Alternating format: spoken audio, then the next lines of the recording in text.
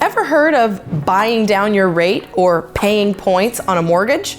With interest rates on the rise, it's becoming a really popular topic, and today I want to talk about exactly what that means when you're applying for your mortgage. When you're buying a house and seeking financing for a loan, a common lender question can be, do you want to buy down your rate? Or do you want to get some discount points? But you may not know exactly what that means, so today I want to break that down. When you're getting your loan, you have the option to buy down your rate, which is referring to your interest rate. So if interest rates are at 5 or 6%, you can pay extra money at closing to buy down the rate and get a cheaper interest rate. But the big question is it worth it? Does the ROI, or return on investment, make sense? Well, it depends.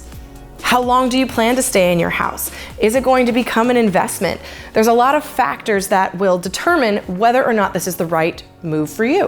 What you need to factor in is the overall cost. For every $100,000 you're borrowing, it's $1,000 to buy down points. The key here is to find the break-even point, or the point at which you have saved on your interest enough to cover the amount of money you paid up front, thus saving money beyond that break-even point.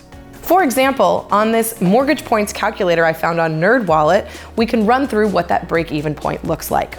So for a house that's $325,000 with an interest rate of 5.1%, you could buy 2 points to get your rate to 4.6%. If you did that, it would cost you $6,500 at closing, and it would take 5.5 years to break even.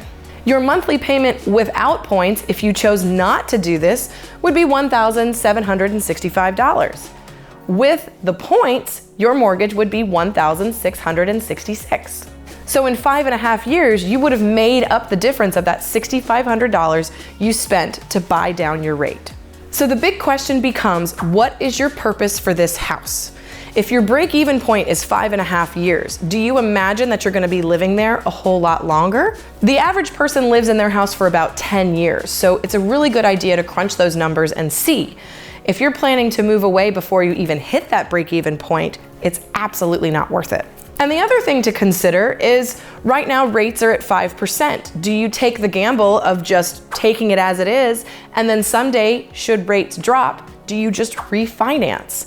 Again, I can't tell you the right answer because it depends on whether you're going to stay in the house. Are you buying the house and then going to keep it as an investment? There's a lot of individual factors that come into play.